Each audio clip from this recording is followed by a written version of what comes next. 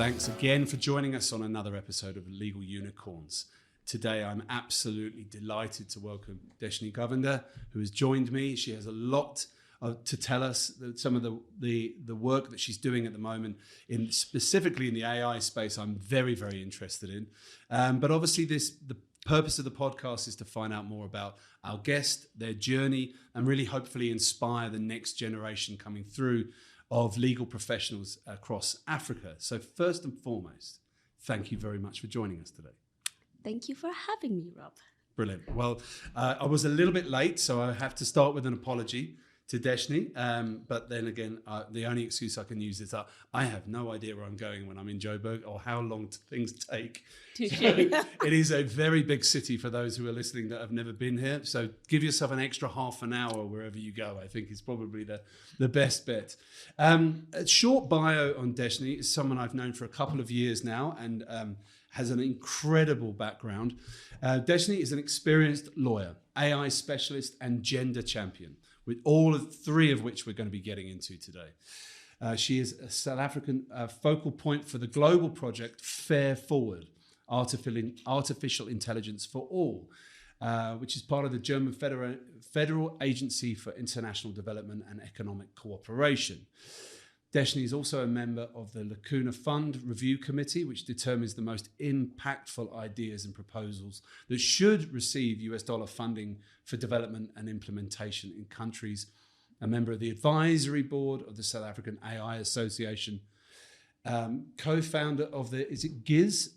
GIZ, Diverse Women in Tech Network, and featured on the list of the 100 Brilliant Women in Ethics for 2022. Deshni, you have got an incredible background. Thank you so much for joining us. I'm going to get straight into it because obviously we always start the pod with finding out a little bit more about you and about where you grew up and the kind of life that you had. So please tell us, where did you grow up and what was your life like way back then?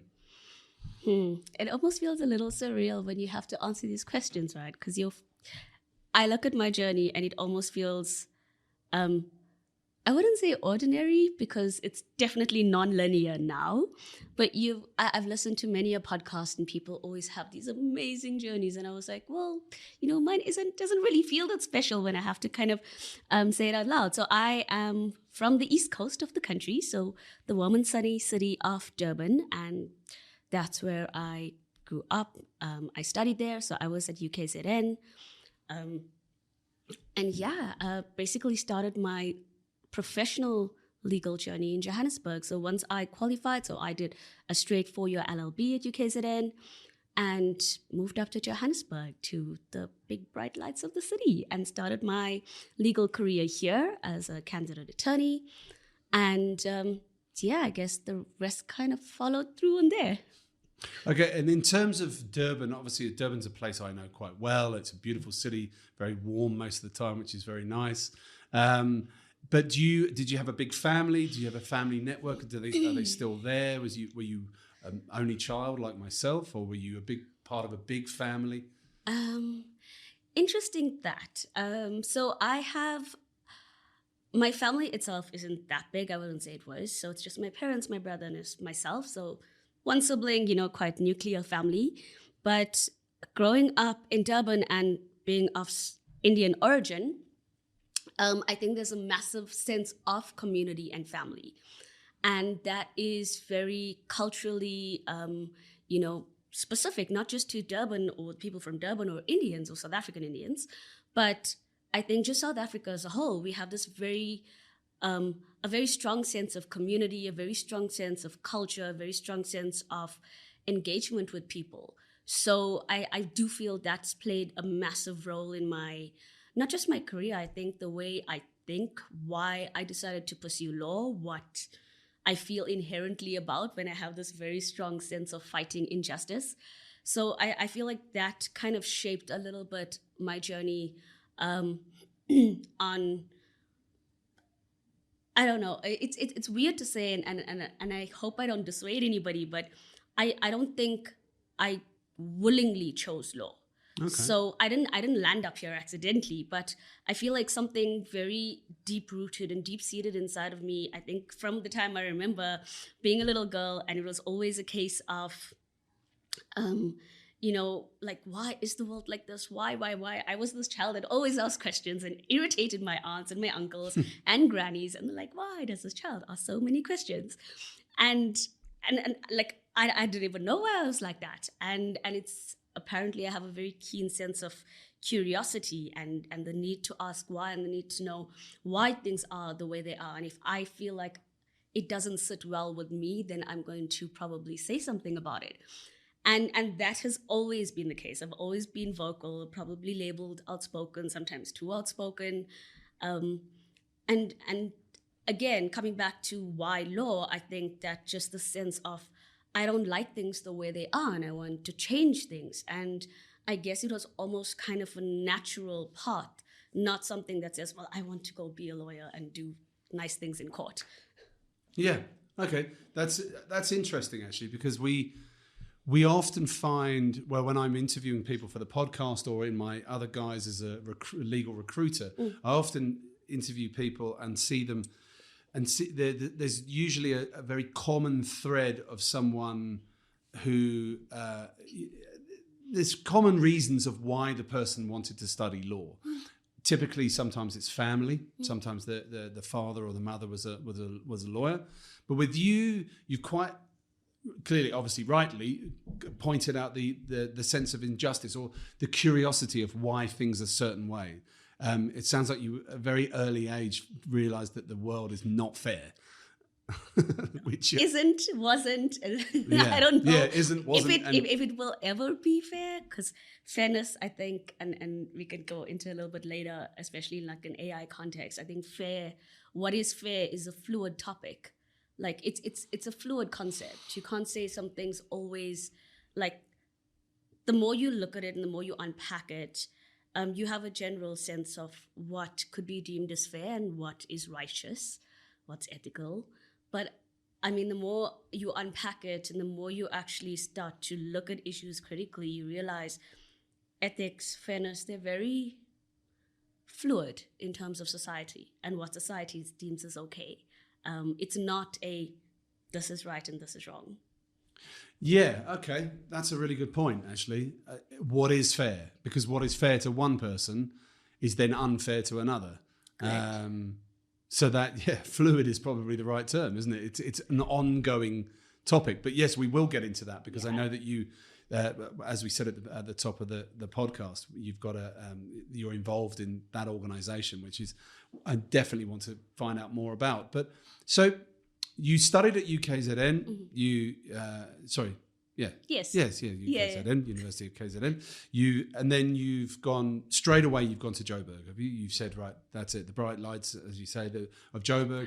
Probably the right thing to do in the sense of if you're looking for articles or if you're looking for your start in your career, coming to the big city is probably the right thing to do, I guess. Not to say that Durban doesn't have opportunities, obviously. Yeah. So without offending anyone in my hometown, because Durban still has a very special place.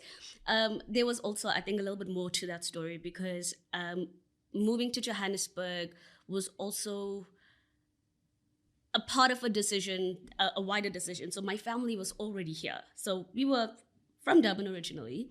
And my dad at the time, who was working for Coca-Cola, was moved by the company, so he had an opportunity, and halfway through the year at some point, he moved somewhere around like circa 2005 or something. And so my family moved up at the end of that year. So my mom and my brother, he was still in high school at the time, so he swapped, and then she moved up. And interesting situation. So I'm 2 years now into my law degree. So I started in 2004, the end of 2005. I'm like, okay, cool. My family's moved up to Joburg. I'm 2 years into my law degree at UKZN, and I come on over and I'm like, okay, maybe I can carry on the remaining 2 years at Wits or UJ or one of the universities in Johannesburg. And I get here and I won't mention the university, but I approached the one that I had an interest and a preference for. And I was told that, I'm sorry, our syllabuses are a little bit different. We're not going to take you to complete your third and fourth year of law. You're going to start from first year.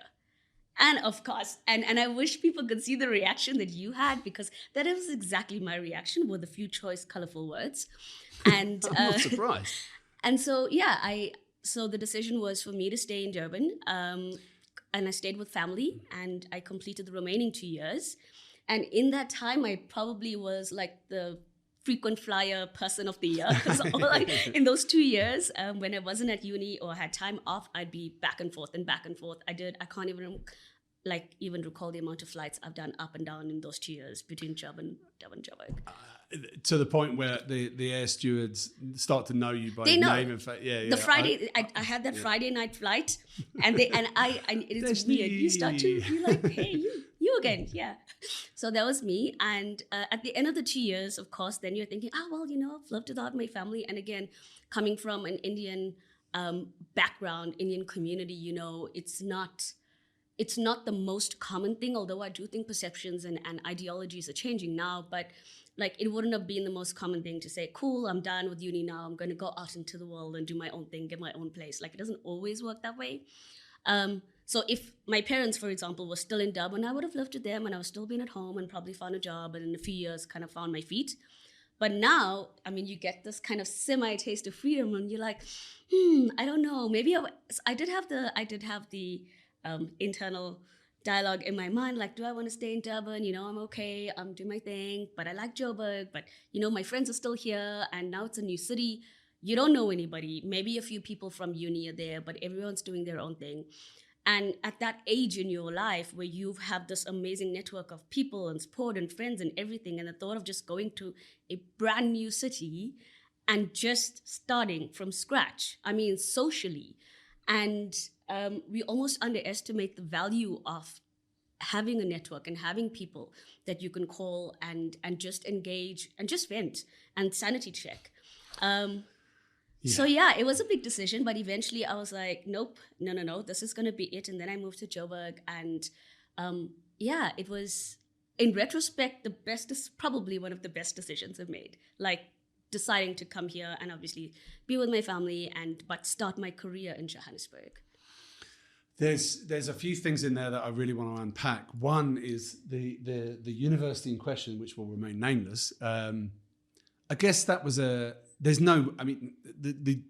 usage of the syllables is just ridiculous. I guess they just wanted the money, really. They wanted you to start again and say, like, because they could have quite easily just slipped you into the last couple of years. Or even allowed me to, like, okay, cool, we did our, civil, or some 1 or 2 courses are like this. So if you do, maybe come into your third year, take 1 or 2 extra courses to fill up or something and carry on. But yeah, if you were turning from being a doctor into a lawyer into a doctor, or vice versa, I could get it. You start again, but not when you're just going 1-2 hour flight away, and it's the same university, it's the same country, same laws. I don't really, but yeah, it sounds like you gave them a piece of your mind and said, and then and I think the university as well. It would have been hard to not have your family in the same city, but you're learning, you're becoming an independent person, aren't you? And I suppose, and you're focusing on your studies and your friendships and things like that. So I suppose that worked out quite well for you. And then you joined the family up in, and I'm sure at that point your brother's flying because he's gone through high school, and he's like, yes, he's got all winning. He's like, yeah, there's loads more to do in Joburg, Yeah, for sure. But that's great. And then of course you get to Joburg, and like you say, in hindsight, which is obviously we all get, and it's a wonderful thing to be able to look back. It's great for your career, and I'm going to get into your candidate attorneyship in a second. But I know personally what you're talking about when you were mentioning about how difficult it can be to start again and not have a friend group or have a support network, aside from your family, obviously. It is difficult. And it's something that we get asked about a lot as well, because obviously a lot of the recruitment we do is moving people to different places. It's not to be underestimated. You can move to a new town, or in your case, a new city or a new country. It's all the same pressures. If you're leaving your friend group behind, it shouldn't be underestimated. And for people who are more like my age now, starting again becomes very difficult.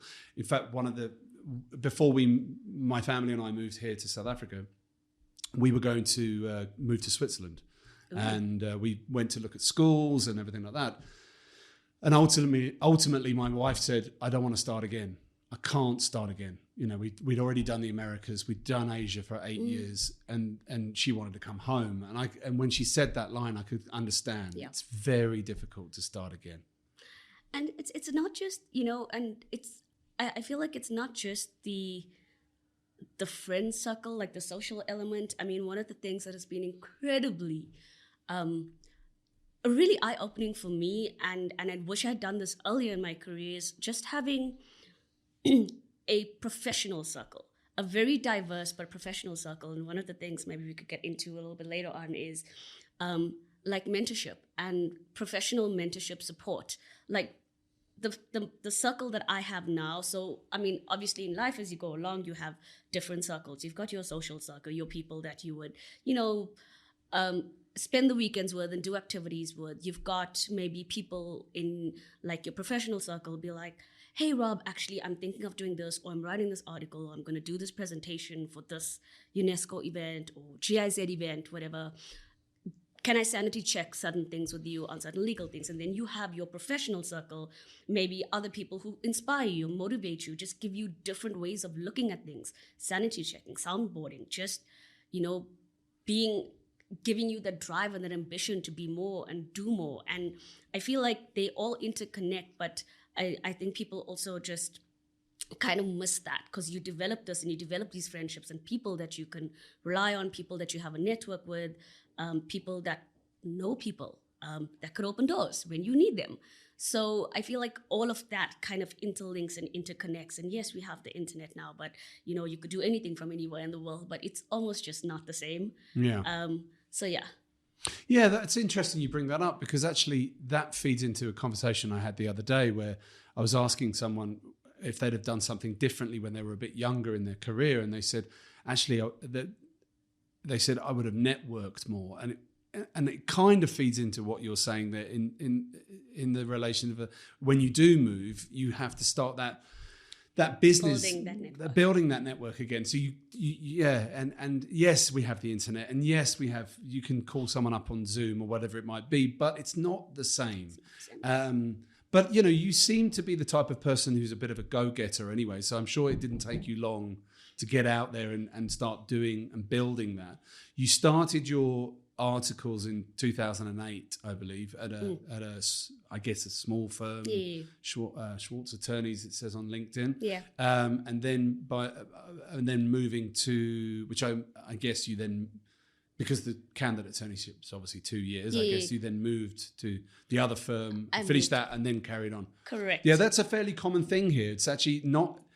I've not seen it in all the other countries I've ever worked in, where people quite often will seed their articles and go somewhere else. It's not common? It's common here. It's common here. But it's not common anywhere else. Seriously? Yeah, it's not common. I mean, not in the countries I've worked in. Anyway. And through this purely for me, what had happened was, so because I was in that weird kind of journey of, you know, I could have been in Durban or I could have been in Johannesburg, and oftentimes, especially the big law firms and, you know, the big five, we call them, as we call them here in Sandton, would normally take candidate attorneys, you know, like 2 years in advance or whatever for the cohorts.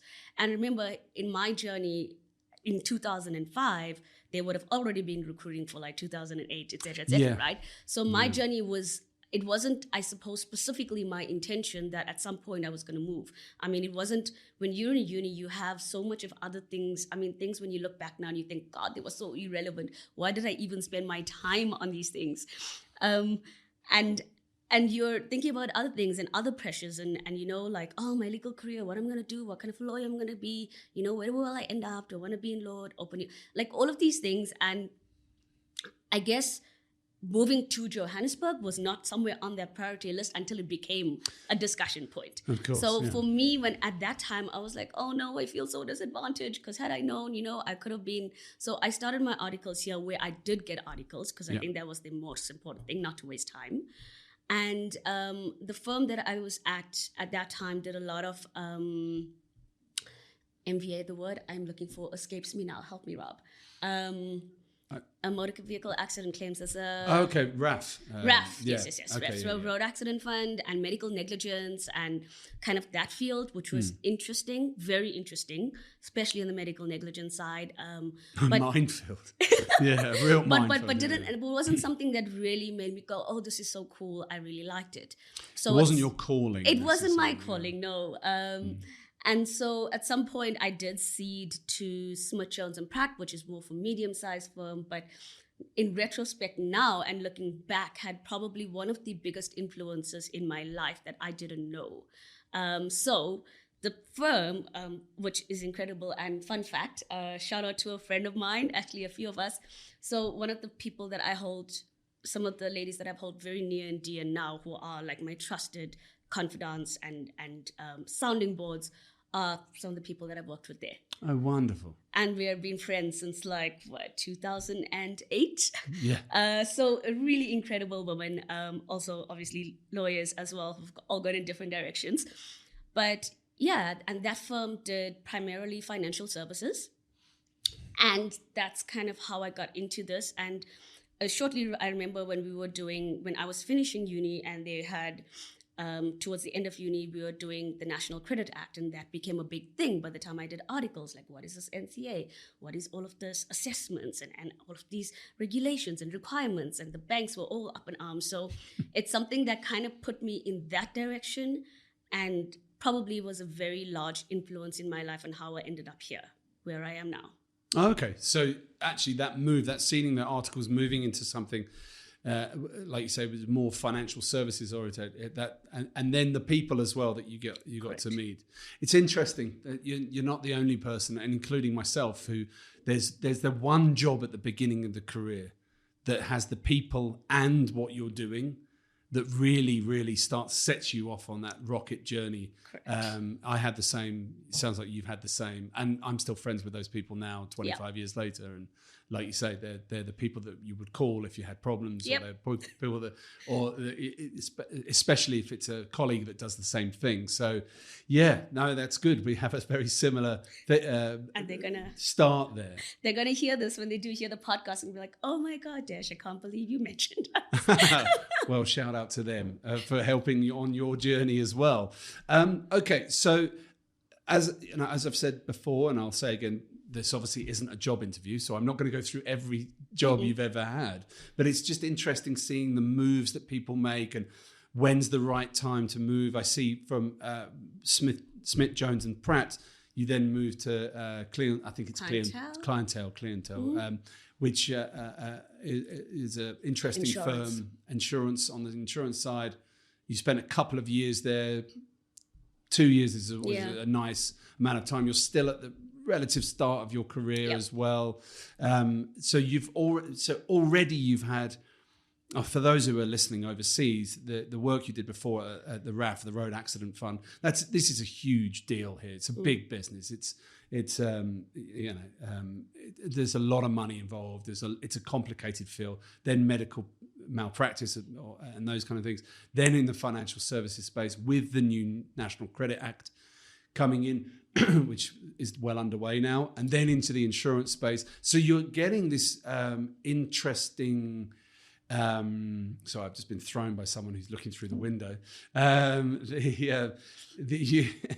it threw me off a little bit, just out the side of my eye, but that's fine. But you're getting a nice introduction to the world and the world of work and what really makes Johannesburg and South Africa move and all of those things, the insurance side, the medical side, the RAF side, financial services, credit act, they also affect people as well as the business. Correct. So it's really interesting. So even by 2012, you've really had a good introduction to actually what's fair or what's not. You actually mentioned something now that I think was probably quite ingenious, and it only resonated with me now, the way you said it and why it kind of makes sense. Like you said things that these areas affect people.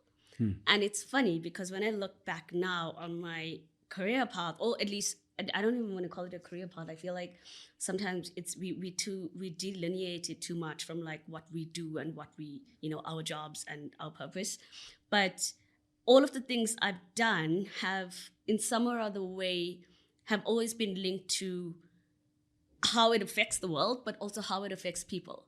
And even in the AI space now, like what I find passionate, what I find the work that I'm doing is ultimately, probably now even more so, the impact that it has on people, I feel like I want to have a say and have a change on.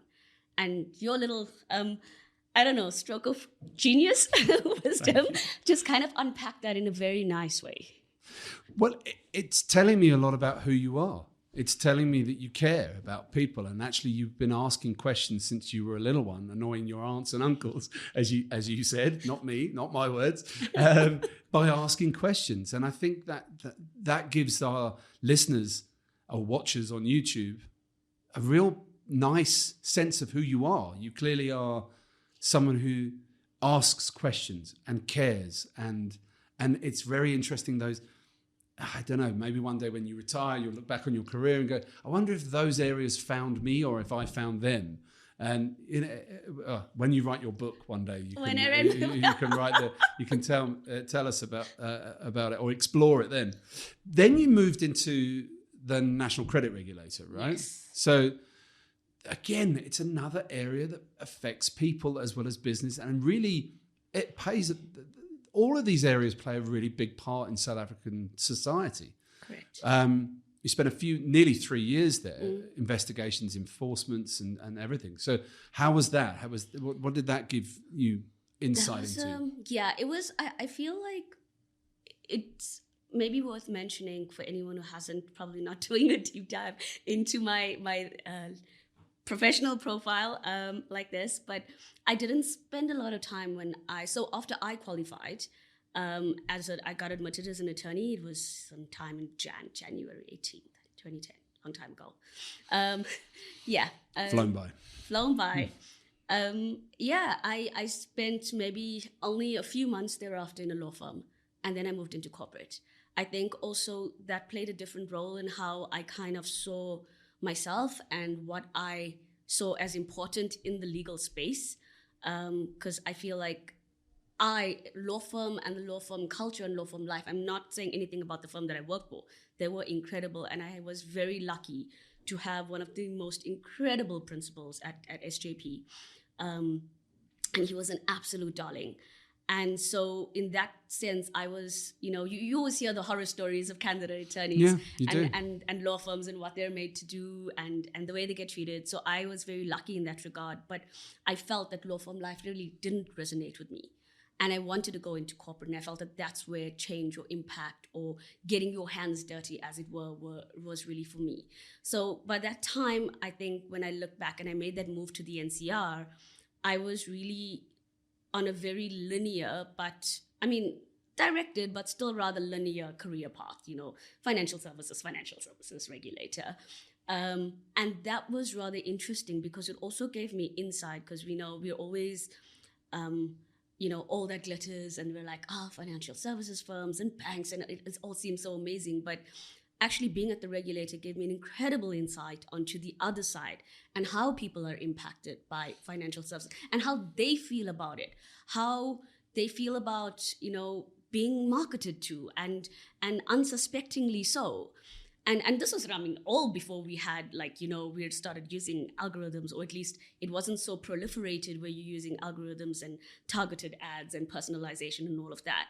But at that stage, a big focus was also on the more vulnerable sectors of society, people that were getting, these instant loans and things that, they could be manipulated. People were getting, very usurious kind of contracts, and it wasn't being checked. And those really, really, really vulnerable sectors of society that needed the most protection, that needed somebody to stand up and say it's okay. Because yes, the focus was on banks and what they did, but then at that time, even though we are a market in South Africa that has a massive card penetration rate and an incredible banking system, there's still a large part of society that's still cash heavy. But in doing so, you still have these players in the game that would kind of find ways around and loopholes and keep their businesses under the radar. So, and then there was debt review, of course, the debt review component. Yeah. And all of the things that went on with the so-called, oh, well, you're in debt because of 1, 2, 3, 4, 5. Okay, call me and we can get you out of it. So there were a lot of these players and actors in the scene. And I think that it was interesting because having been at a firm and having done NCA and done a lot of work for banks and on the, the opposing debt reviews for banks, well, at the firm, law firms, and then looking at how they see it and being on the other side was really, for me, it was what was needed to really get a balanced view of how things worked in society, how the state actors saw industry, how industry perceived it.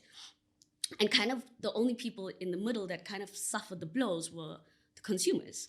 So it was an incredible journey to go in there, to be in that space, to understand. And I think when I moved afterwards, I decided, well, let me see. Now that I was in insurance and now I was at the regulator, let me go and see the other side of the world in banking. So again, still linear when I moved to ABSA. But it was for me at that time, I think I was at a point where now I was like, okay, cool. I've done law. I've done it in a very structured, but still interesting, but structured way. And when I moved into banking, I got to a point where I was a senior legal counsel, but product legal. Yeah. So and this it's funny because people often have this misconception of, oh, you're a lawyer and you're in banking. So it can't tell you how it irritated me to no end, and me with my very limited patience. You're like, oh, you take people's houses and you take people's cars. I'm like, that's really? not. Yes, No. You would be amazed, and I got that even from other lawyers, and I was just like, no. You say, no, that's my colleague over there. Yeah. Just go one floor up there. One floor up there. Floor. Yeah, that's them. So product legal, I think, was where, so that first basis, that first level of financial services and getting and understanding the ecosystem, understanding the environment, the players, what goes wrong, what works, how consumers see things, how the industry see things. And then when I got to ABSA and I started doing product legal, where you would actually be in charge of a business unit or entire sector. So in my case, because I came with a lot of experience from the NCR and proceeding, I did unsecured lending. So unsecured lending is your personal loans, your overdrafts, credit facilities, basically that field. That's where I started off in and eventually rounded off my career with business banking in ABSA. But product legal was incredible, and that now gave me that second layer of opening my mind up and challenging me and making me think and look at things differently, because now you're not just a lawyer, you're a business partner. And that was some of the feedback that I got from a head of at that time. And I'm not sure, I will go ahead and mention her because even up until this day, I still remember that feedback.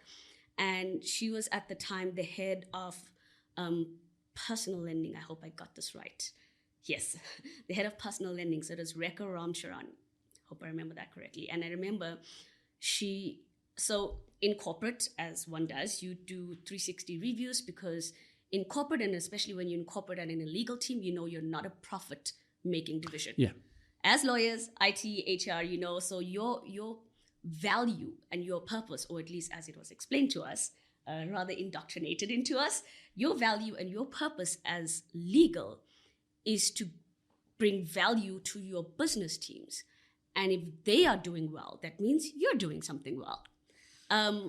Arguable point. I'm sure lots of people will have. Truth. I was going to say element of truth. A lot of people will have thoughts on it. I have thoughts on it. Like I said, so it was almost kind of something that was kind of more indoctrinated into us to say that you show value by helping your teams. And there is some truth to that. Some truth. But I have had this conversation recently with a head of legal at, I'll leave the name out, but at an asset manager. And he was asking me for my advice on the remuneration going forward. And what I was saying, and we agreed, was on that point, if the investment team are doing well, he was saying, if the investment team were doing well, then clearly the legal team have done well as well. And I said, what if the investment team are doing really, really badly? the legal team are probably having to work twice as hard. Exactly. And then that's where we stopped, because then he was going, well, that means that we might have less money, but I have to pay them double. I was like, yeah, probably. Yeah, kind of. Yeah. So I think that is a way of looking at value. I think where I am now in my space, I would have different thoughts on that. So at that time, I remember, so we do in corporate, you do your 360 feedback. So you get feedback from your stakeholders. So apps are internal. And I remember Rekha once saying to me, she's like, Desh, you're a really great lawyer and we love the way you work and we love how you're always thinking about, solutions and business and things. But it's good being a good lawyer. But if you really want to excel, become a business partner, not just a lawyer. And in that, and in this piece of wisdom that's still stuck in my head all these many, many years later, it was really trying to understand. I'm going to take a step back. Okay. So one of the things that I found now is that just to be clear, so right now, currently, I'm not in a legal role. I'm not employed in a legal capacity at all. So when you're employed in a legal capacity and you have a nice little email signature that says senior legal counsel and, or you're in a legal team in wherever your corporate, whatever the corporate entity is, it comes with a certain status and it comes with a certain amount of ego. And that ego I had crushed when I left legal. And it's a fun little story I'll tell you about just now. But it comes with a certain status also. So when I drop an email to somebody and says, hey, please find this, or please give me that, or please can we chat? People are like, oh shit, it's legal. We need to shake a leg and move on. So for me, and that should not be the basis on which we operate, but I took it for granted. And I think a lot of people do take it for granted because you don't know that this happens. And then they're like, oh, okay, legal was a chat. Okay, cool. We'll make some space. And so that comes with a certain sense of ego that you don't realize. And so oftentimes when we're like, but we expect you to know this and we expect you to know this, so please do it like this and like that. And so this piece of wisdom that Rekha gave me made me stop and reevaluate, like, cool, I need to stop being a lawyer and I need to start being a business partner, but what does that mean? And so it really started to unpack and unravel in my mind. And now it took a while to kind of figure out, like, how do I do this? How to become a better business partner? And in doing that, that kind of opened me up more to say, cool, if I'm going to be a business partner, I need to start knowing my business more. And that's when you really start getting under the hood. You understand everything from the product to the service to the end user. You work with IT, you work with compliance. I mean, we've always worked with compliance. APSA at the time had legal and compliance as separate divisions, which I thought was really good. But you really start to get under the hood and you get dirty and you unpack everything and you need to know. So in order to be a business partner, you need to know the business, which means you need to know everything end to end. And when you sit down with your business team, you sit down as a team member. You don't sit down as legal. You don't sit down as compliance. And that almost gave me a very different way, a very different outlook on everything. And even though I could see myself as solution-oriented, now you start looking at things a bit differently because now you're like, in legal terms, we can do this. But now if you're putting yourself on the other side of the table as a business partner, you're like, does it help? Does it make profits? Does it reduce costs? Does it, does it help us competitively in the market? And these are some of the things you start asking. These are not legal questions, but business. They're business questions. But then you start saying, okay, for me to be a better partner, I am part of the business. I'm not just a little glass wall between me and the rest of APSA.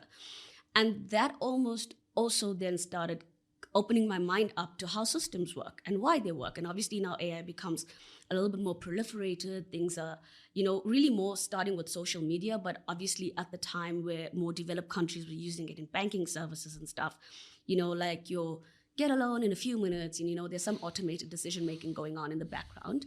Even though it is decision on principle, so there is still some human intervention that is needed or some intervention that is needed. It's not fully automated. But then you start looking at, how do we get to these automated decisions? How do you unpack that?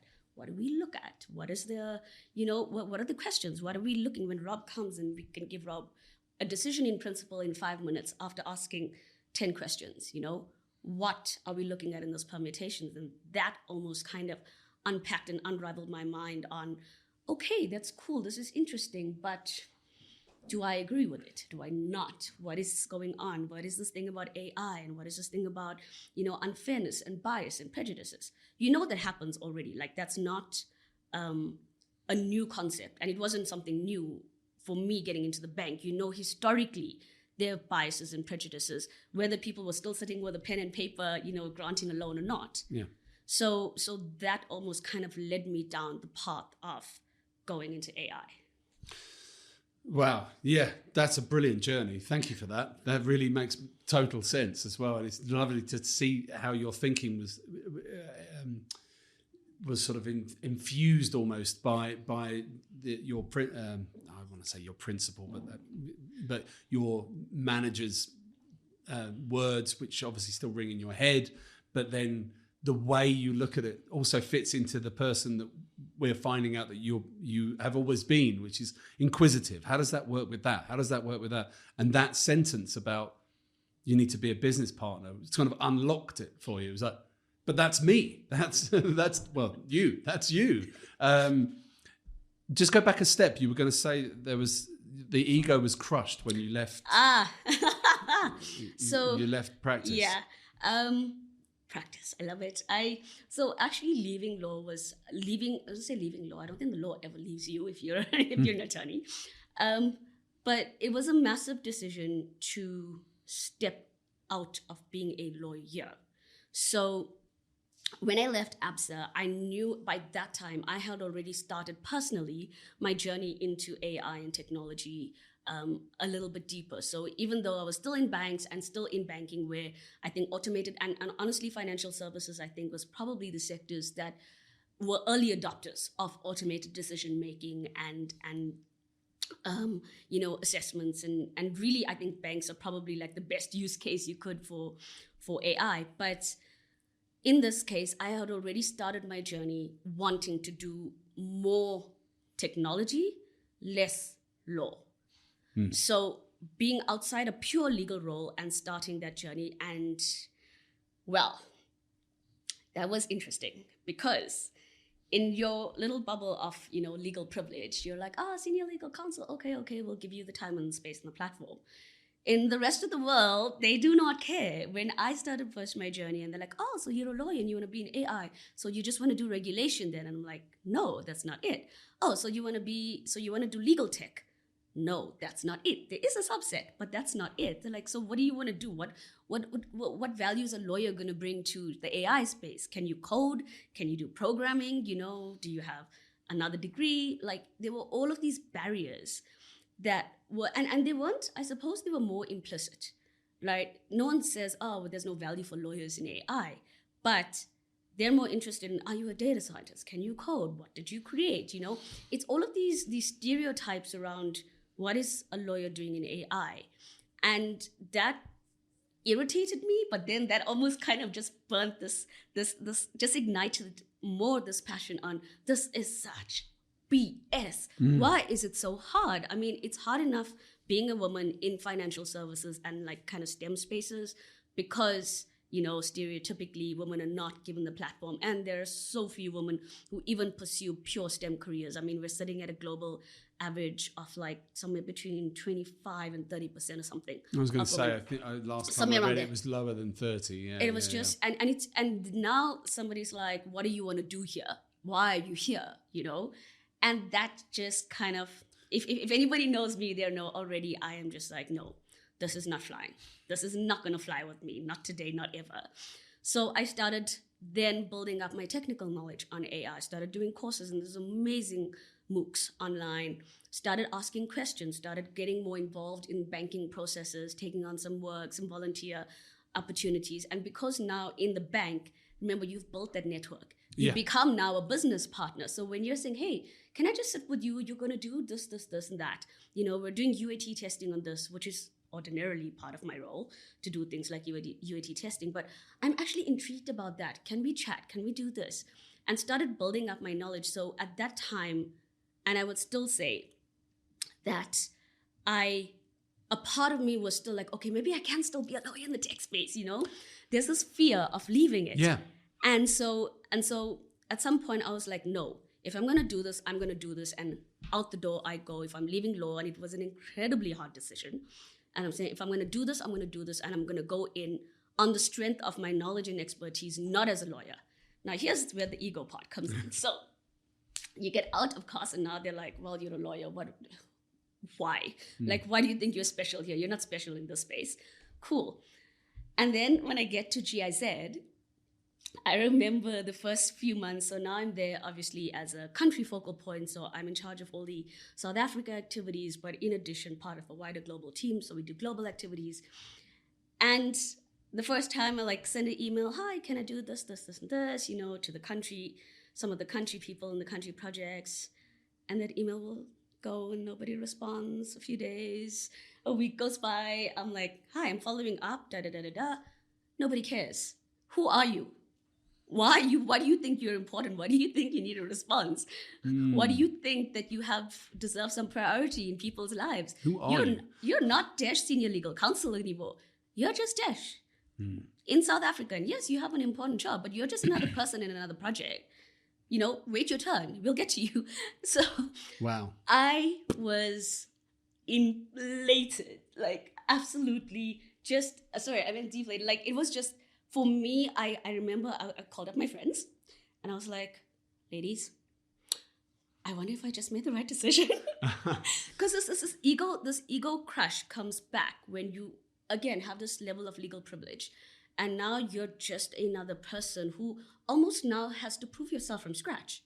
Because now you're not going on your legal knowledge. Now you're proving yourself in a whole different sector based on what value you're bringing. Your legal background has value, but and then what?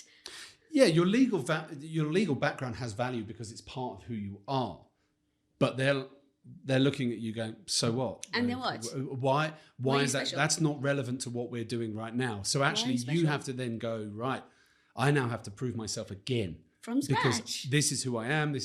But that's a great test for you. It's also a great lesson for anyone in the space now where they might be moving out of law.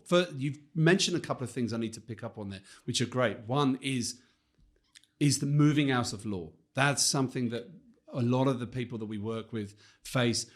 At the GRM group, I employ a lot of ex-lawyers or people who have stepped out of the law. And one of the things we talk about when I'm interviewing them is, are you ready? Are you ready to not be a lawyer anymore? Yeah. Because especially if they're a bit younger, sometimes I remember when we were in Hong Kong, we were predominantly hired lawyers, and same here. I would say, how do your family feel about it? Because quite often, certainly in certain cultures, they're very proud of the fact that their son is a lawyer, and he's decided he doesn't want to do it anymore. And it brings a certain prestige to the family, right? Yeah, so there's little subtle moments that one is going through when they're making decisions in their career, which obviously you've been through as well. Then you get there, and then it's like, right, well, they almost forget. They don't care about the past. They want to know what you can deliver now. Exactly. And actually, like you just said there, and you will wait. Because we'll get to you when and suddenly you're going, hang on a minute. What? Shall I put legal counsel on my email signature just in case? LLB or something. In your email signature. What? Yeah, just need to remind you that I'm. But also that's a great test for you, because I know from the conversations we had a couple of years ago, actually, before you joined the German group. I can remember very vividly, this is a passion for you. This is you. This is your area. This AI tech. That's why I was determined to get you on the podcast, because you are a real trailblazer in it. But it's something you genuinely are interested in. And it's so great to hear that you, even when you were at ABSA beforehand, so I'm scrolling up and down here, but you would go and you would sit with people and you were saying, can I sit in with that? Can I do this? Doing different courses. And this is a valuable lesson for anybody learning. Take control of it. Yep. Drive that passion forward and learn. And you did it. And it put you, that and your personality, your determination, your drive, your clear intelligence, and everything you want to achieve, that led you to the German group which the name is in front of me in German, and I am not pronouncing. Please go ahead. No. We skipped German at school. We learned French and Spanish, but for obvious reasons. And you moved there a couple of years ago, and I mean, there's so many other things I want to talk to you about. And before we get on to AI, because AI is a massive topic. It's not just globally, but specifically in the law. And there's a lot of people that are nervous about it in respect of certainly lawyers in law firms. I know there's, and I have my own views on whether people should be nervous or whether they should embrace technology and change. But for you, I guess one of the things I always ask of our guests, and I asked of you as well, and to get you thinking about the podcast, was about whether there's been notable moments in your career where you've made decisions. You've already kind of listed a few here. You've clearly got a drive. You're clearly not scared to be different. You're not scared to put yourself out there. You are very inquisitive, which I am too, so it resonates with me. You know, why is that like that? Why does that do that? What effect does that have on this person? Which naturally would lead you into the tech space. Is there anything else that you can think of in terms of right now that drove these decisions to move down that path? Well, I will say, and something you said just resonated with something that was a good piece of advice from the head of legal at the time in APSA. And I recall her saying, you know, there are two things, and again, two things that still resonate with me. Number one, own your career. So like what the stuff you mentioned now and the things that I've done was because I was interested, but I was also interested in moving out of legal. And for that purpose, I was very intentional about what I did. But this piece of wisdom she had given us in any event, and she told it to everybody, own your career. You are the person who is solely responsible for where you end up. And I agree with that because, you know, it's not your manager's duty or the head of team or whomever or your boss or somebody to, you know, just do your thing and then somebody's going to recognize your value at some point. No, you know, the world is very cutthroat, as is corporate, as is anything. If you want to get somewhere, you need to make a concerted effort to do it. And oftentimes that would mean going above and beyond, you know, volunteering, stepping up, you know, standing out. And that is going to get you to where you are. And the second piece of advice, which was very important, was also pick your battles. So even now in the AI space, you know, and in technology, in corporate, in law, in whatever you're trying to do, even, you know, getting to become a partner or, you know, salary partner, equity partner, whatever, pick your battles. Because if you show up to, we only have a finite amount of energy and, you know, intellectual capacity in a day that we want to, you know, utilize. Don't show up to every battle because then it just creates a different impression, even though you might feel strongly on it. Pick the battles you really want to fight and know that you're probably going to win. And it also creates almost more or less it becomes, you know, the concept, your reputation precedes you. So somebody's like, oh, we know Rob. And Rob has stepped into the ring on a few occasions. And when he has done that, Rob's always come out on top. So when you do start picking your battles and you know you're going to win, when you come up against someone and that reputation precedes you, you've already won half your battle because they're like, oh shit, this person, if they're coming here, they're going to bring their A game and bring everything. So I guess that's kind of a bit of a corporate strategy or a strategy you could use. But also it's important to pick your battles because I think that you need to know you can't be passionate about everything, or you could, I guess. But what is really important and resonates with you, because that's where you put your time, your energy, your network, you call in favors, you do the things that you need to do to make sure you get to the end result. And for example, I'll give an example of this. So for us, especially in the space of AI, where largely we are still by and large consumers of AI systems. For us, what's really important is, you know, we've always said the phrase, leave no one behind, leave no one behind. But what does that really mean? And for me, in South Africa, I feel that's really important Because even though I am a native English speaker, so as a South African Indian, I'm very ashamed and embarrassed to say I do not actually know my vernacular, so I can't speak Hindi, I can't speak Tamil. I can speak Afrikaans and a lot of Zulu. So there.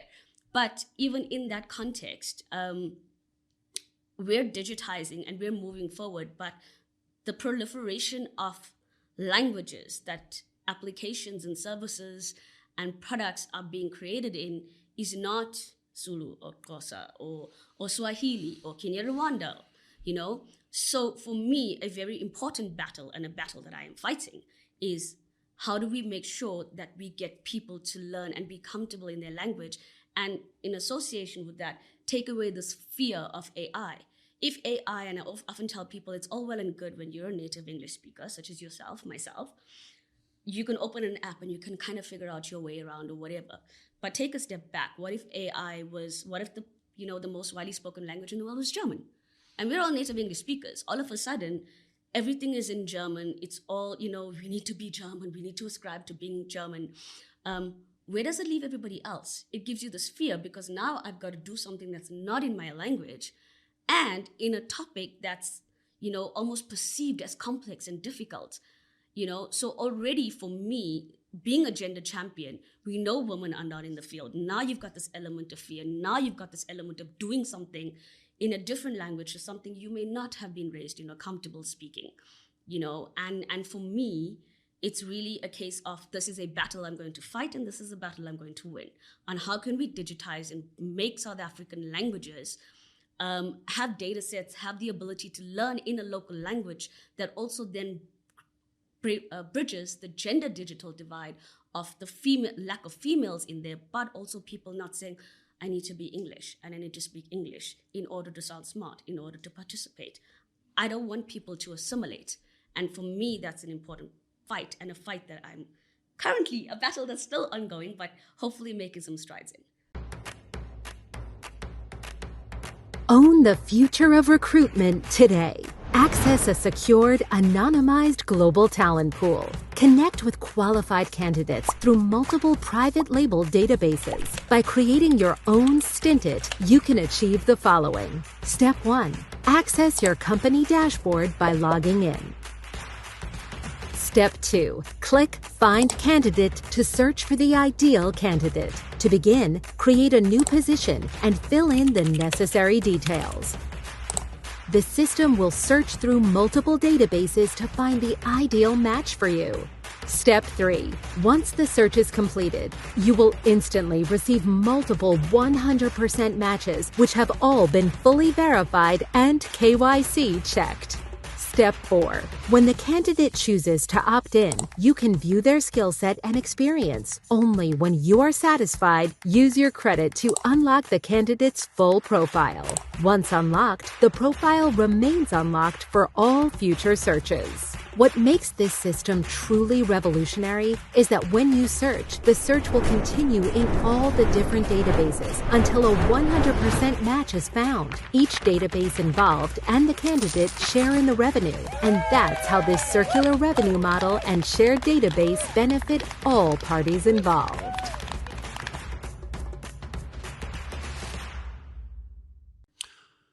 Amazing. I'm gonna bring you back to that point. I think that's something that I really want to delve into. There's quite a few points in there that I want to pick up on, but the two pieces of advice that you've passed on there as well, go back about 5 minutes. I couldn't agree more. I think that owning one's career is something I talk about a lot, especially going forward. If anybody listening to this also had the chance to listen to the interview I had with Aurora Sang recently, she talked about it the same in a slightly different but similar way, about not putting that emphasis on your employer, not putting that emphasis on you or whatever it may be, your community or your church or your family. It's you. You have to own every aspect of what you're doing going forward, and I like that owning your career is something that I'm very passionate about. We've just done a big research project where we took a little bit of work with LexisNexis, and we did and we expanded on that. And the legal industry is going one way, and that is everybody's becoming an independent. By 2035, the statistics will show us that nearly 3/4 of all lawyers will work for themselves. They'll work in the gig economy globally. Wow. You won't have these giant, great big buildings anymore. You will have big firms that will have a small management team, a bunch of 100 rainmakers or whatever. They won't have huge numbers of associates and senior associates, and there won't be that people will be brought in on projects. Oh, wow. And that is the future. It's definitely happening. It's already happening. AI has a big part to play in that in terms of the technology that will be available, and law firms will be much smaller and more nimble. And I'm talking to people now saying, don't wait for 2035. It's 2023. Start taking control now. How do law firms feel about that? Sorry, I'm going off topic now. No, That's the point is that we can talk about I'm so intrigued. Like, how do I can understand the business case of it, but some of them don't believe me, and some of them the law firms or the lawyers. No, the lawyers do. But some of the law firms I've spoken to, regardless of size, don't see. Some don't see anything changing, and some do, and some don't. Some don't know what's coming. But I'm telling you now, this is not just Rob Green sitting here going, "I reckon." This is based on data and analysis, reports and research that we've done, and also have been done by many others, bigger organizations globally than us. And the picture I have in my head, or the picture that many people have in their heads of the law firm of the future, is big firm with professional indemnity insurance, obviously, important. The management team, a handful of rainmakers who hold the client relationships, and then they bring in experts like you, for instance. They might come in and say, right, we've got an AI project, we need Deshni in, we'll pay her a fortune because she's very expensive, bring her in for her expertise alongside these other experts. We'll get that piece of work done, and then we go away. I think a lot of the law firms are going to enjoy working like that, because it'll bring down costs and it will hone in on using the best people. It will change recruitment completely. It changes, the mentality of, we must hire that associate and they're mine. It's what we're doing is we're empowering the younger generation now coming through, getting them to think like this, getting them to build on their skill set, getting them to build on their knowledge, and say, in 5 years' time, you are going to be a very valuable commodity that every firm is going to want. And there's nothing to say that you can't work with all of them, because now it's no longer just I'm a associate at X or a senior associate or partner at Y. I mean, we've seen this already with the shift of the billable hour, and I look back now and I laugh, and I was like, somehow law firms for me just didn't do it, and it's just me, right? It's a me thing. But I look, with the advent of intersectionality and not just, let's not use intersectionality in a general context, intersectional topics of which technology features centrally, and law being a critical component of that. You see this intersectionality coming in, and then you're like, okay, what does that mean for a lawyer? And I feel like right now, people have to be, whether you're a lawyer, whether you're a data scientist, whether you're, a coder or a programmer, there's value in being a subject matter expert, but being a subject matter expert does not mean that you're still now in your little professional box anymore. And I feel like coming off with this concept of, law firms really looking at the way they do billable hours now it's really, let's look at the value we bring on your project. Let's look at how we do things, because now the remuneration structure changes. And I feel like it's an important point you raise about, being a legal consultant, because now you only cannot even come with just saying, well, I'm a specialist in IP.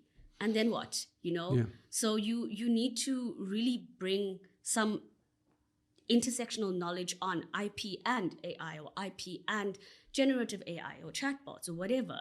And being the business partner. Because going, I understand where your business is going, or I understand it. Or why. Or could be, or why, or where it might want to go, and be much more strategic. And they don't have to be, again, people coming straight out of university will struggle to have that experience, But you start building that experience now. Correct. And also don't forget, I mean, again, I would never even guess or ask a lady how old they are, but of my generation, I love it. My generation, if we wanted to be trained in something, if I was working at ABSA when I was 25, I'd have had to wait for my turn to be trained. Yes. Nowadays, I can jump on YouTube, or I can pay for myself to do a different course. Exactly. And the younger generation, Gen Y and Gen Z, are taking control of their own careers, taking control of their own learnings, and I love it. I'm all supportive of it. They are their own units, and they will decide how they utilize AI and other software tools to deliver a piece of work. But you're right about the intersectionality as well, that lawyers may not be able to just go, I just do this. They'll have to understand where it's going. But I want to get into that now. Was it just the final part about, I just wanted to ask you about your career, and then I really want career moves. And then I want to just ask you some questions about your work in the gender space and AI and how they link together. And I want to come back on that languages, because I think that's hugely important. But was it an easy decision to leave the bank? Was it hard? Was it difficult? It was not an easy decision. It was around COVID time, by the look of it. And especially during banking. So, fun fact, and shout out to ABSA legal team. Let's be specific here, because compliance always used to look at us and go, these people. But an interesting thing that we did, yeah, no, I can throw a bit of shade at them. Yeah, no, so don't worry. we on the floor that we were in at ABSA, it was compliance and our little glass wall, and then legal and audit. So we had that floor. And what I liked about that team, the legal team, so we were called RBB Legal, so Retail and Business Bank Legal. So different from, obviously, commercial, different from litigation, the different teams that you would get. And so even before COVID, what we did was adopt a flexible and mobile working system. So we would work from home some days, so I was based in CBD, so Barclays Towers, West, the fancy building. So some days I'd work from Sandton. Is it still called Barclays Towers? No. Now it's called ABSA Towers West, or Towers West as we know it. I would work from Sandton. I would work from home. I would go to CBD, whatever. So we already had adapted to that before COVID. So when it happened, it was such an easy way for our team to transition, whereas a lot of other people didn't. And I don't want to say, well, people want to micromanage or whatever, but you would hear people like, oh, my boss wants to see us in the office, sitting there all day. But what if you for? can't. Doesn't make sense. But again, it was that forward-thinking nature of anticipating. Nobody could have anticipated COVID and what the consequences on working culture. But simply saying we want to do things differently, we want to try things differently. We've seen this in the world, whether it's doing things differently, whether you're showing your team you trust them, it doesn't matter. But that change in mindset of doing things differently already without the environment needing to prompt you to do it was really a great way and a good way for me to experience that. And then again, in banking already, you have, anybody who's in banking would tell you have the most amazing benefits. It's a fact. So a lot of people never leave banking or leave the banks or move around the banks because you've got preferential, vehicle asset rates. You've got preferential home loan rates. You've got free banking. You have, if you have a problem with your bank, you're not sitting on a call center. You just get up and you walk directly over to the team and be like, actually, we need to chat, please. So doing that, and we need to be realistic also, right? We live in a country where things are expensive. It's not ideal. Like South Africa is an amazing place to live in, but there are also some downsides to it and some things that we need to be cognizant of.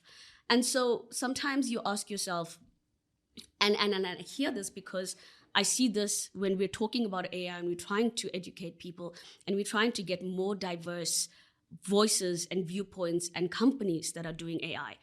And you see this when they're like, well, Desh, it all sounds very idealistic. When you say, oh, be different, go out, do this, do that. And that's not always the case. Sometimes the case is I need my job and these benefits to put food on the table because it does and it works. And right now we know, especially, and I come back to the point of, community culture. Sometimes you are the breadwinner from your family. You are the breadwinner from like 2 or 3 generations. And there's a lot of responsibility on you. So how do you marry these things with this new culture of global working and AI and different things, technology shift, doing an intersectional job. Whereas previously, this was a secure job, and it wasn't just your decision alone. Your family may have a say on saying, well, you're leaving something that you know is secure, that you know is paying the bills, to go do something else that's kind of new and a little uncertain, and you don't really know. So there are these things to consider when you are making those changes. And it's not just a case of leaving law to go somewhere else, because these socioeconomic problems or socioeconomic considerations go across the board for whatever you're doing. And so in that context, I mean, the decision was a little easier for me because I have a really supportive family. I have amazing friends, and I, of course, could call upon my mentorship circle that I was in and be like, guys, I don't know, this is crazy. It makes me nervous. It took me a long time. But when I did see the role that was for GIZ, I looked at this and I was like, everything that I've been doing is working up to this point. This looks like my dream job. And lo and behold, of course, and I had a word with HR, you must understand, because this is me, Desh Unfiltered, once I got into the company. But the role was about, we want someone with a computer science degree. We want someone with an IT or related degree. And here's me. I've got a bachelor's and I've got a master's in law. In commercial law, yes, and I've got a lot of experience. I've got tons of operational experience. I know how products work. I know systems work. I know all of that stuff. But here they were recruiting for this AI position, and stereotypically, engineer, IT, computer scientist, data scientist, and I was like, I remember looking at this job and I was HR like, tick box. The HR tick box. And I was like, holy crap. Well, Desh, this is your moment. You worked for this. Believe in yourself. Apply for this. And interestingly enough, when I got hired, the team told me afterwards, my now boss sitting in Germany, says, actually, Des, the reason why we really liked you to come on board, because one of the things we're looking at is changing the way, or let me say, democratizing AI. And to democratize AI, we want people who are different and bringing different elements into this role. And one of the things they liked, at least I was told, was that I had done a lot of work in the gender space. I'd been in Women in AI, I had done events. You started looking at crafting this gender change around, technology, and just in banking already. We know it's a space and there's a lot of women, but there's a lot of women who are not necessarily heading up technical teams. Still, so, all the work that I didn't know was valuable when you're looking at it from the other side. It was just stuff that I believed in and I thought it was important, in addition to my legal role. And when I got into this role and I interviewed, I remember it was a 2-hour interview, oh my word, and eventually getting hired, they're like, we like that you have this network, that you're a gender champion, that you're looking at things differently, and you have this passion for injustice, because that's what we're trying to do at GIZ, to democratize AI. So it really... Well done to them. It clicked with me when I was like, I'm leaving all of these amazing things behind, but it's also a different and new path, and I am scared and I am nervous, and, it's different. But I was excited. But it's in here. It felt right. It felt right, here. Yeah. It's interesting you did bring up the point about the pressure potentially on someone who's leaving an amazing job at ABSA with all the wonderful perks and a great career any bank ahead, or any company that may have the outside pressures on supplying for the family or and that kind of thing, but feeling inside themselves, but this is the direction I really want to go into, and having to balance that or marry that with the family pressures as well. It's really interesting you brought that up. That's something that we face a lot here, and in other parts of the world as well. But it's that's really in a nutshell, basically black tax. And just for the listeners or anyone else, black tax is not necessarily in reference to black people, but the concept of black tax, which I can assure you apply to Indian people and black people or people of color in general, even sometimes just all South Africans. I think now it's just more colloquial term of using black tax, where you are this person who's now achieved or deemed to have achieved. Oh yeah, no, and now have to support. I know plenty of white people that have to support their families nowadays as well, which maybe a generation ago they didn't have to. And I think, but also that's not a South African necessarily thing. I spent nearly a decade living in Asia, and in parts of Asia it's very similar. And in fact, most countries in Asia, you're the one supporting your family. And so yes, no, it's an interesting balance when you want to go for something that you know is the right thing for you to do. But look, this is 2 years ago, and I really, there's a couple of other things I want to talk to you about, certainly about your mentoring and your gender, the work in the gender space as well, and how that marries together. So maybe you can tell us about that, maybe how your work in the gender space and promotion thereof, and how that marries into the AI space as well. Sure. And then maybe we can talk about the languages that you touched on as well. Sure. I do tend to get a bit carried away because it is an important topic. But just flag me down, wave an arm or something, and I will reel myself in. But with regards to the gender, so first things first, we know, or if people who know me professionally, personally, I am rather feminist. So I do believe in shared responsibilities and obviously equal pay for equal work. I am very vocal about also, the responsibilities that women hold that are societal expectations and systemic societal expectations that still now, over and above all of that, still have to compete in the world if they want to become something more or something different. And for example, like all the things I mentioned about me, doing, taking up courses while I was still working. Even when I did my master's, I was lucky enough at the time, or maybe just serendipitous or smart, I don't know, to be living at home. So I would go to work. I was still with my parents then, so just a few years, 2-3 years after I moved up, and then I moved out on my own. But you go to work, you work a full day, you go to lectures in the evening, you come back, you are dog tired, you try and do a little bit of studying, you eat something, take a shower, go to bed, and repeat for 2 years, and then still do a thesis and still do other things in between, and so you have all of these things that you want to do as a person, and your support structure is really important. Now, when we talk about the gender space, we look at, and it's something I mentioned, so at the launch of the AI Association, they had this discussion around education, and people are like, the future of work and jobs, and AI is going to take my job, and I was like, cool, guys, we need to just take 5 steps back. We are South Africa. We are a developing nation. We are not a nation that is already developed, although I do feel that we are on par a lot with developed nations in certain things, like, very cool banking sector.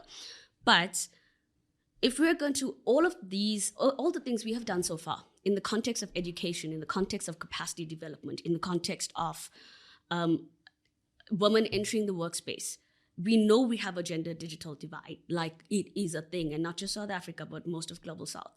We know... Sorry, I don't mean to interject because you're on a flow, but what do you mean exactly, just for myself and for the listeners, by gender divide? Cool. So when we talk about the gender digital divide. Yes. So firstly, the gender divide in the context of working, we know that firstly, a lot of sectors are still very highly proliferated by men. Not because that, they're saying we're not going to hire women, but historically and systemically, remember, women had to fight for the right to work, fight for the right to vote, fight for the right to do a lot of things and enter the space, go to study. And again, systemically, we knew that at some point, women weren't allowed to open bank accounts. You had to do it under your father's name. Not that long ago. So all of these years of consequential disparities, at this point, people are like, but women can open a bank account, they could go to work, they could do this. But consequentially, what has happened? It means that men have advanced, and through no fault of their own, right? Yes, of course, there is some element of it saying, well, we're deciding women don't vote because there are places in the kitchen and at home and wherever. Different story, right? We are now in this decade, in this age. But consequentially, what does that mean? Men have had an opportunity to learn, to advance, to be able to financially manage their assets and accounts and own things and do things. So now when women start working and entering these spaces, you're like, but there are not enough qualified women. Why are there not enough qualified women? So now you're just talking about the gender divide, and that's it. And then you overlay that with the societal responsibilities of, so when, we're having a baby, so excited, cool. Now the woman is at home taking care of this child while the guy goes back to work, or in a heteronormative relationship, there's the man and the woman, and most of the time it's the woman who's sacrificing her career to take care of that kid. Traditionally, yes. And then you go back and now you don't have an opportunity for bonuses because they're like, oh, you were gone for 6 months. What do you say that you did? And I know this because I come from corporate. Very, very I come from corporate, so I've seen it done to people. And then now your colleagues have advanced or you have an opportunity. There's this issue of, again, saying, now we need to make allowances for women in the workspace. Why is it an allowance? Because the workspace was traditionally, or any environment, whether it's mining, whether it's engineering, whatever, we now have to make allowances for women or for people identifying as women. Why? Why is it something extra? Because the benchmark or the norm was the fact that it was created by men for men. And whether they knew it or not, and these kind of systemic structures just kind of grew into the normative. In the digital space? In the digital space, but just in the space generally, in the workspace. Corporates, board meetings, all of the stuff, you could do things after hours. After hours, someone has to be home taking care of the kids. I get so do you see? Yeah. So now you have these systemic structures that have been in place for so long, they're just deemed the norm. Now enter digital. So now you've got digital, and they're like, oh, well, women have access to phones and women have access to the internet and. Cool. But then those systemic structures and those societal expectations have not changed. Women are, and know, and it's factual, it's been proven many times, do majority of the unpaid care work, whether it's domestic work, whether it's caring for family members, whether it's, helping kids or do whatever. All of this unpaid care work, doing grocery shopping, whatever, there is a shift to shared responsibilities now. But when we start talking about making allowances, for example, people are like, but now it's always seemed as something extra. So when we start looking at the gender digital divide and women entering the space, still, and for many vulnerable and marginalized communities, and South Africa is no exception, but especially around Africa, there could be maybe only one phone in the house or one laptop. And how do you think unlimited power, unlimited internet, and limited Wi-Fi? And then I need to do this, so I need to do that, and my job is more important because I'm bringing home more money. Therefore, you can wait your turn, whatever. This is a conversation that happens, and even financially, many right? households, because you could have a phone, but where's the data coming from? If you don't have access to sufficient funds, you're not going to get enough funds to. So fine, you have a phone and you can still learn on your phone and there are amazing things you could do. But you need data.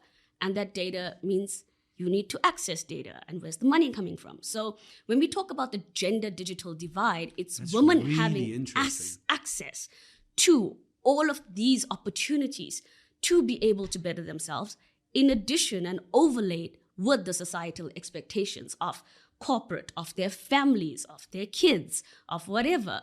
When a kid is sick, the first person they go to is mommy. That's a fact. Yeah. I still do that. No. As a feminist I am. My father-in-law was a judge and an SC in this country, and we had a conversation once about how when it came to him having to be a judge over family issues, he said 100% of the time he always gave the kids to the woman. And I said, why? And he said, well, because when kids are sick, they never ask for dad. And the question is why? I can see where you were going. I mean, obviously, but 50 years ago, but it's still, I can right? see what you're saying. And it's still systemic conditioning. I mean, if now we have companies that have amazing parental schemes, and GIZ is one of them, where like the dads could stay home and, spend a month with the kids growing up, or 2 months, or whatever. The gender digital divide is not something I had ever heard of until I spoke to you, and it's something that I'm really interested to explore hopefully a further podcast in the future with yourself and others, because that is a really interesting topic. So I will not only just that. Sorry to interject, but also. An old friend of mine from years ago, Sajal Patel, a lady I lived close by to in Hong Kong, she was in the finance space and she broke away. I think she moved to Singapore actually, and then away and set up a business. You can find her online, specifically targeting financial services products for women. Ooh. Because she was talking of similar. But that's exactly. I don't know if she used the same term as gender digital divide, but she's like, there's nothing available. Like it's all designed by men for men. And I'm going to put you two in touch because you need please do. Talk, yeah. But just coming back to the point of education. So we're saying all of these decades, the way women are expected, the way people are expected to learn, is at a benchmark that's not inclusive, and certainly not inclusive for global South. Or let's just forget about global South. For South Africa, we know we've had load shedding. Load shedding is a thing, and a lot of people still rely on Eskom for power. The concept of solar and stuff is really reserved for a very privileged few percent. Yeah. So if you now have all the things that I mentioned on the gender digital divide, and now you want to say, oh, well, everyone has access to the internet, we should all upskill and we should all do these things. And even from what I said, take hold of your career. It's difficult for women to do that because you've got a systemic space that's set up. And now you've got all these overlays of societal expectation, children, family members, whatever.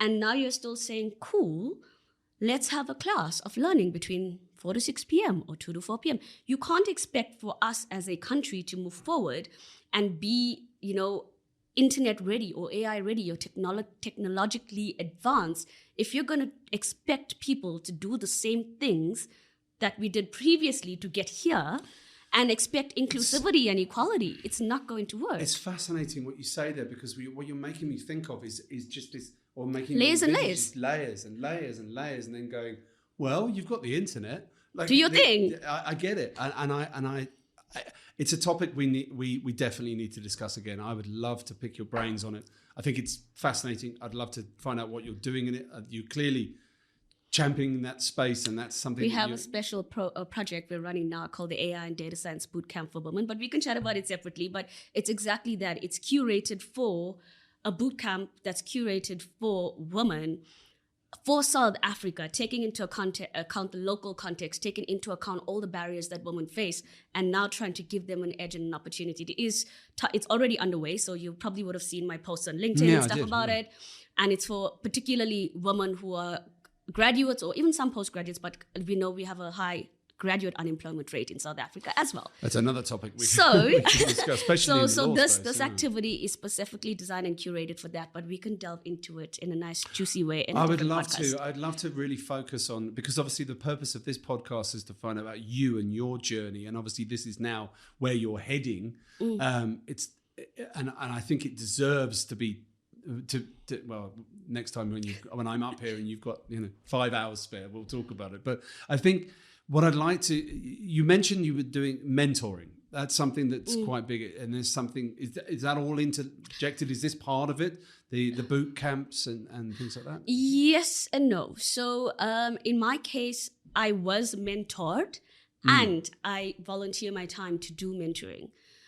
So in 2 ways. So a few years ago, I applied. So Yolanda Kuba is the vice president for MTN, so Southern Eastern Africa, and you've probably seen her doing very cool things. And a few years ago, she did an application. She ran this cohort called the YC Mentorship Circle, and you had to apply to get in. And I did. And I was super stoked and super excited. And when I mentioned earlier, I had this professional circle of different people from different backgrounds and different ages, but just the most amazing, brilliant brains. Like there's about 15 of us or so. And we all were in this mentorship circle, and it almost it happened. It started just before COVID. So our first year and a bit of the circle, we were kind of all doing the digital stuff, but it was incredible that she took the time to set up this mentorship circle, to do the mentoring. I mean, I've met Tokyo, Sequala. It was brilliant. We've had access to many people through this, and through her wisdom and sharing with us and expanding. And you would see, as part of the Mandela Day initiative, she does this every year. So she's very big on mentoring. And you almost hear this concept. And oftentimes, even lawyers, they'll tell you, find a mentor. And people also I don't think we understand. I never understood enough what that truly meant. Because you're just thinking, well, I'm going to chat to Rob because Rob's super knowledgeable, and ask him some questions and go away and then come back and ask him more questions. And I feel like mentoring in that way, that's what I understood to be mentoring previously. And when I finally got into a circle where I had these amazing, incredible brains, I mean, and Yolanda just giving us her words of wisdom and sharing and peer learning, it was the first time that I could actually sit down and understand and say, I can learn something from someone from a different background, but who has different journeys and words of wisdom to share. And we can all engage and we can all debate and we could look at different things in a very respectful and open and engaged way. And it was brilliant. And also she encouraged people to take up, join the mentorship boardroom, where people could mentor others. And you could go on there. It's an easy platform to use. So I'm available on there as well. And you could host a session. And for the mentors and mentees, it's a very easy platform. So you can do it as your availability allows. So for me, that's very big on giving back in some way and giving lessons. And it could be different things, right? It's not, I don't have all the world's wisdom. As a matter of fact, a lot of the time I feel like I'm not smart enough and I keep like I need to do more. And so I'm able to share when and as I can. And oftentimes, even in meetings, I will give out my email and be like, hey guys, if you have a question, just drop me a mail. Now, how does that come back to women and the gender digital divide and AI? I feel like it's really important for us as a society, when we're looking at democratizing AI and making it more fair and making it more representative and inclusive. So it's not another thing that's imposed on us being South Africa, us being Africa, us being the global South. From, nations who are, and probably areas or companies who do not have a contextualized or local understanding of what we need, what we want, but are happily taking our data to provide a service to us that we may pay for. Maybe not financially when you use social media, but you're definitely paying for it, Yeah. You're the commodity yeah. some way. If it's free, you are the product. Yeah. So that's a famous saying about Facebook, isn't it? Right. Yeah. So how does all of this come back down? So we feel like it's very important, not just from a gender perspective, but from a South African perspective, that we see people in the space that we can resonate and look to and identify with. I want to be someone who another person looks and be like, hey, Desh, you're there, but you're from Durban, no? You're from South Africa, no? But you understand and you can talk to someone and you understand and they relate to you. And when you have that internet connection of, oh, this person is creating this product or service, they understand problems, they understand load shedding, they know what it's like to come home and be frustrated and you have no idea why. It's just that anger that load shedding brings, But it's an unbelievable anger that cannot be described. That is really honestly quite indescribable. It's like a disappointment, but an anger. And the anxiety of when you're supposed to get load shed but don't get load shed and you're waiting for it. That's sometimes worse. So somebody who understands this and is creating technology in a way that takes into account these concepts, people should see people who represent them and who are them that they can resonate with, and that is going to create more uptake on AI and feel that AI is being democratized. And that's the only way it's going to be democratized. And the only way we can do that is being intentional about how we create products and services, who gets a seat on the table and what they have to say about it. And that also from a gender point of view, but just generally from us in South Africa. That are beautiful words. I promise you. I don't often say that, but I don't, and I kind of want to almost leave it there because and pick up again in the future and talk specifically about the work that you're doing now. But I think that will resonate with listeners. I think that will resonate with everybody who listens. But it also, for me, really just brings together exactly the person I think that you are. That child you mentioned who was always inquisitive and asking questions. And it's almost like, again, I don't want to use this term because it sounds cheesy, but it's almost like you've found your calling. And I don't even need to know. I don't even need to ask you what's coming next in Desh's life because we know. And that is perfect. But is there anything, just to end on one final question, is there anything that you're doing at the moment, anything that you haven't already mentioned? What's next for you? Oh my. I would like to do more of this and probably have more impact. I feel like, and this is very common, obviously, that technology advances, but people kind of advance with it in a way. But then there's also the regulatory element that doesn't advance, which leaves room for either innovation or abuse, depending on how you look at it. I would, honestly, my journey would be to do more of this on a more global scale. I feel like the impact we have is good, but it's not enough to keep up with the movement of technology. I would welcome people to get in touch with me if you want to, you know. All your links will be below. Yeah, for sure. Create awareness, and also more importantly, I think to do more to remove the fear around technology and technology advancement. I feel like a lot of people, but particularly women, are still afraid because they feel, back to my, you know, my job spec, be an engineer and be an IT person. And I feel like that is, more has to be done. More has to be done to almost bring some kind of a balance. And we know, and I said it earlier, that, you know, equality and fairness these are fluid concepts. Like what we thought was, what we deem as inappropriate today, 50 years ago was perfectly fine. And not because I'm saying it is perfectly fine, because nobody in society thought to challenge it. And I give you a very quick example. Now, as South Africa, we know we're a very open country on LGBTQIA+. So on same-sex partnerships, same-sex rights, etc. And some countries are not there. And some countries are actively against it. And for now, it's inappropriate when you discriminate. But 50 years ago, nobody thought there was a problem. You saw 50 years ago, there were no laws dealing with that. And at that point, no one was challenging it. And everybody thought that was perfectly acceptable, that it was okay that you could discriminate because, you know, they were othered. And that was deemed fair. Nobody stood up to say that law is unfair. So at that point in time, ethics looked at things differently.